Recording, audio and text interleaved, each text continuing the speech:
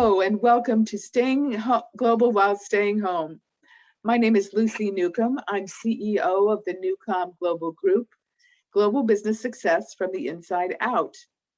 With me today is Rubby Golo, founder and head of Global Trade Consult in Ghana, and also head of Global Chamber Accra in Ghana as well. Rubby, welcome. Thank you for having me. I'm delighted to be with you today. Thank you. It's wonderful to see you. Let me take a moment to talk with you about Rubby. Rubby has extensive experience in the Department of Trade and Industry for many years in Ghana, well before she founded her own consultancy. She has a strong apprehension of many business sectors and has worked from fisheries to minerals to everything else. And it's really my pleasure to spend some time speaking with her today about the unique situation that African businesses have to navigate the pandemic in general, and of course, Ghana in West Africa in particular. Well, again, Rubby, welcome. Why don't you take, since you have two hats today, why don't you take a minute to tell us just very briefly about each hat, please? Okay, so I will start with the Global Chamber. I am the executive director here in Accra, and we help our members get business done across more than 525 metros that are dotted all around the world. We do belong to the Global Tribe. We work to support the success of local companies internationally. In fact, Global Chamber is the only organization in the world with hundreds of locations that help business executives grow sustainable business through warm connections and virtual services. Therefore, the Chamber in Ghana provides members trusted connections, training, mentorship, internship for students, and information just right for them to grow professionally. We like to catch them young, you know. Our vision is to create a world where doing cross-border business is as easy as selling across the street. In fact, I am so blessed to have chamber members that represent various sectors here in Ghana, including the healthcare, agriculture, legal, human resource, PR and communications, logistics and transport, just to mention a few, brings diversity to the work that we do here. And for my other hat, which is Global Trade Consult, it's my own company. It's a business consultancy that helps overseas companies looking to trade or invest in Ghana. We cover all sectors of the Ghanaian economy, and we tailor our services to meet the specific needs of our clients. As you would agree, I mean, trade is not one way. And so although 90% of our clients are foreign, we do have a small percentage of support that we provide local companies that are looking to internationalize, most especially, send their local products to other markets. So we do offer those services to the local companies here as well. Well, if you have some technology companies, we would love to help you here in Silicon Valley and in the US and beyond. So I'm excited. Our business actually works the opposite way. We are mostly outbound with some FDI, foreign direct investment, and you obviously have a lot of foreign direct investment. So that's an interesting sidebar we'll have to chat about sometime. Thank you for sharing. That'll be fantastic. Thank you. Let's talk a little bit about what, at the beginning of our series, I started this series to help global business leaders help one another navigate what was unprecedented circumstances. We're now a year and a half into the pandemic, as you know all too well. And I'm wondering what you've observed, if you like, over the course of a year and a half, and maybe how things have changed, especially in Ghana and Africa at large, particularly as the vaccination rollouts are slow. How are you observing how businesses in Ghana / larger Africa, if you wish, it's kind of a big leap there, in terms of navigating the pandemic successfully for their customers, for your customers? How's that going? So, the pandemic has affected all of us, but has come to teach us great lessons as individuals, businesses, governments, and the world at large. It has taught us about things we can and cannot do without, such as housing and healthcare, which are matters of priorities for everyone now, and most especially in Ghana. During the lockdown, everyone was stuck at home, and those very sick had to be hospitalized. Clearly, having a roof over your head was top priority for everyone. And the second most essential thing we have learned is to have a good health system, which unfortunately had exposed many developed nations, For those doing business internationally, obviously travel is still far from taking off as many countries continue to put in place tighter travel restrictions, The question then is, how would one conduct international business beyond their local borders? And to me, this is where Global Chamber comes in handy, as our business model, even before COVID, was and is still through doing virtual services. That's one need not to take flight, to another country before engaging in some international partners and customers. I mean, before then, we all have to book flights, travel all around the globe in order to meet business partners. But this is not the case anymore. And so since joining the Global Chamber last year, I've had the opportunity to connect with many people, such as you, across the globe without having to move an inch from Ghana. Many of these engagements have resulted in good business deals, partnerships, and above all, money to pay the bills. And it's the same with other businesses. I mean, people have come to learn that you don't necessarily need to leave your country physically to be able to have business deals, signed. So it's a big lesson for us to just readjust ourselves to the new normal. Well, of course. And thank you for that sort of global view, if you like, the panorama of what's happening. Are there any of your customers or clients that, again, probably foreign inbound, but maybe not, how they are navigating the pandemic beyond using virtual more? Are there any strategies that you think, or lessons learned? Sometimes we have to have a failure to have a really good lesson. Anything you want to share at a more granular level? Yeah, I think that a lot of people actually use the time to reflect on how things have changed globally, and they are using that to make a lot of policy changes towards a better future.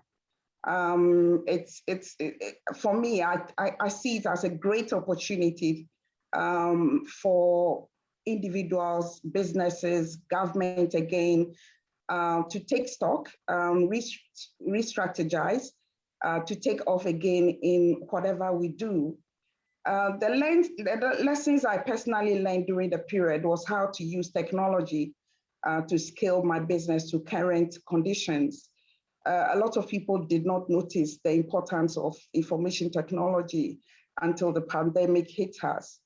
Many organizations are now investing heavily and learning how to use technology to deliver better services to their customers and clients, and also use it for flexible working arrangements for their staffs.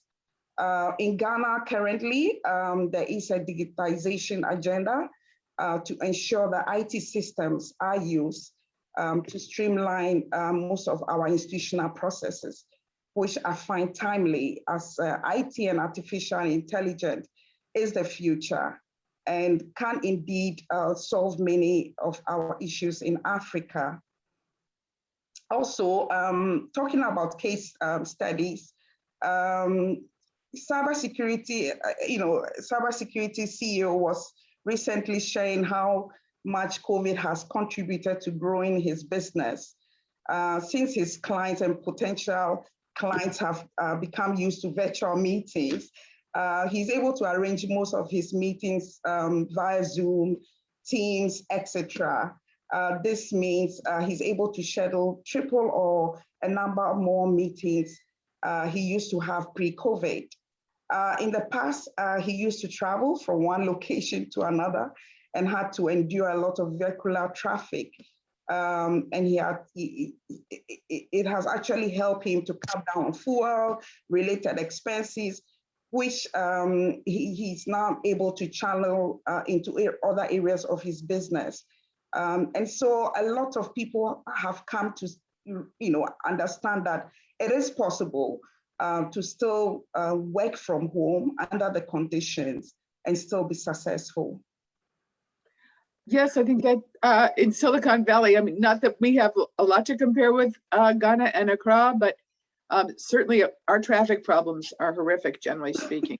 A lot of us have really benefited. In fact, there's a fair amount of protest going on about companies insisting that workers come back to the office. There have been some interesting negotiations around that because it's not just, the time is significant and also the strain is significant. So I think we're learning, and yet I know all three of my big business trips were canceled last year overseas, and so I think we'll have a balance over time, but obviously until the Delta variant gets conquered a bit further, I'm certainly not going anywhere, and I'm pretty amazed at the people who are, but we're all learning. So great. Well, I'm glad, and thanks for that case study. Cybersecurity is a really interesting one. He must have to really, given the amount of extra technology he's using, I can imagine just the mousetraps that he's laying around as well. Well, thank you so much for that. As we're talking about the pandemic, how is, this is obviously your personal view. You're not a doctor. I'm not asking for medical opinion. I'm just wondering, how is the vaccination scenario going in Ghana? I know in Africa, it was 1%, and recently I heard up to 17%, just continent-wide. How's it going in Ghana? I think it's going steadily well, not as much as one would expect. I think we recently took delivery of more vaccines. So a schedule is being put in place for those who are, next in line to get vaccinated. And so it's going well. A lot of organizations have ensured that their staff get vaccinated, which is good. And so for some of us who are still in the waiting list, we can't wait to get more come in so that everybody can get vaccinated soon. So it's a supply problem right now. Yes, it is. Well, it must be difficult for you to look at us and the people who don't want to get vaccinated. And now that, because we did have a supply problem. So I certainly, and in my area, we really did. So I know what that's like. But yeah, there are, as you may have heard, the president here made a rather dramatic announcement yesterday about really pushing people to get the vaccine. Yeah. And it's kind of surprising, but it's a tricky balance when you're in democracy, right? I know. Great. Well, thank you. I'm glad to hear that. We'll just continue to follow the protocols whilst we wait. One can try. I hope so. It makes people like me, the trade-off for free will is people like me have to be under house arrest a lot of the time. But we're all learning and growing, and yeah, it's an interesting social experiment in some respects. Anyway, I'm glad that you're on the waiting list, and I certainly hope that things move ahead for you soon and your family soon. Thank you. Yes, of course. Yeah, I mean, especially with, all that Ghana has to offer and all that you have to offer. And, it just seems like Ghana is often, in my experience working in Africa for 25 years now, many success stories come out of Ghana, even though, people sort of see South Africa and Nigeria, the larger economies tend to show up. Ghana is always this little Western Africa glimmering star. You know, there's like, oh, entrepreneurship is happening in Ghana and other things are happening in Ghana. So it's a special Thank treat to you. And talk we with happen you. to be in the middle of the world, so we are well positioned. Wow, that is something to say. Well, before we wrap up, are there any unexpected, wonderful things? I know it sounds weird, but here we've discovered some silver linings. You talked about the move towards digitalization, we call it digital transformation. Um, would you like to elaborate about that, or any other unexpected, wonderful consequences or positive consequences that have come forward because of these pandemic scenarios? Okay. As in many countries, the retail industry in Ghana has seen shopper numbers drop significantly. But then this change in shopping behavior has significantly boosted online retail businesses, with many people going into dispatch delivery business. So whereas people will, physically go to the shops, especially the malls, they tend to kind of just do online ordering, and it gets delivered to their residents. It's an area that is really booming at the moment here. For my own business, I have seen an increase in foreign companies approaching us to help with their local projects. As most of them have put travels on hold at the moment. Others are looking to expand into new markets, and obviously they are looking at Africa and Ghana, and so most of them are asking for various services to be provided for them. So there is a growing interest in those areas because people are not able to travel. They are looking for trusted local companies that actually can do the groundwork for them. Our chamber members obviously have the advantage to get introduced to these international companies, which provides, significant help for them to navigate through the difficult times. Many have already signed partnership agreements, and others are building, on working relationships, and yet to land a deal for their counterparts in other metros as well. So there's a lot going on. It looks like there's a lot of appetite for Africa. If anybody is out there sitting on the fence and think that African is not ready, they'll have to rethink, because this is the time for everyone to be looking at what is possible here. Yes, I agree. I've been trying for 25 years now to get American companies to look at Africa more seriously, especially consumer goods companies, even though we specialize in business to business ourselves. And I had the pleasure of running a division of a large African consumer goods company at one point.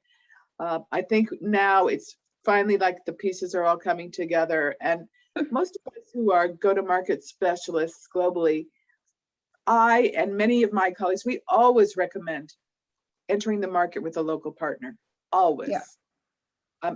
It may well end up being a joint venture, as it was for GM in China, where they even created their own car together for the market. I mean, it just makes so much sense. Rather, every once in a while, starting with a distributor, maybe if you know, depending on the kind of business you're bringing in, but just having a local partner makes such difference. And I have to say, that's why my business was born in South Africa, because I had companies, the apartheid was ending. I had American companies who wanted to come in. I was one of the few American executives there at the time. So I did exactly what I tell our clients not to do. I started my business with zero planning. It was completely opportunity driven. But, sometimes you're standing at a moment in time where, you're gifted with an opportunity that's too big to pass up. So from all that, I get the chance to meet and talk with you, Rubby Golo, today from Ghana. Thank you so much for your time. Was there anything else you wanted to add before we close today? I'd like to thank you for the opportunity. Thank you for trusting in Africa. Thank you for spreading the word and letting people know that there are lots of opportunities out here anyone wanting to explore Ghana, we are happy to help them through that journey. Thank you. Thank you so much, Ruby. Well, at the end of this broadcast, we'll have a card up with your email address so that people can follow up, hopefully, as well. And we look forward to talking with you again in the future and wish you every success on both your hats. Thank you very much. It was a pleasure to speak with you. And I know things are really challenging. We'll be holding a good thought, and I can see what a beacon of light you must be in troubled times for your communities, both your communities, and your clients. So thank you very much for sharing today. Next month, you bet. All right. Next month, please join us for a conversation with Priya Rajan from Silicon Valley Bank. Priya is the managing director for MENA, Middle East and North African markets, and India, and she'll be sharing her observations about how businesses have been managing the pandemic in those two very different areas. And if there's anything we can do to help you go global, stay global, we look forward to hearing from you at the Newcom Global Group. Please stay tuned for one more slide with our contact information. Thanks again, Ruby, and thank you all for joining us. Let's stay global while staying home. Bye-bye.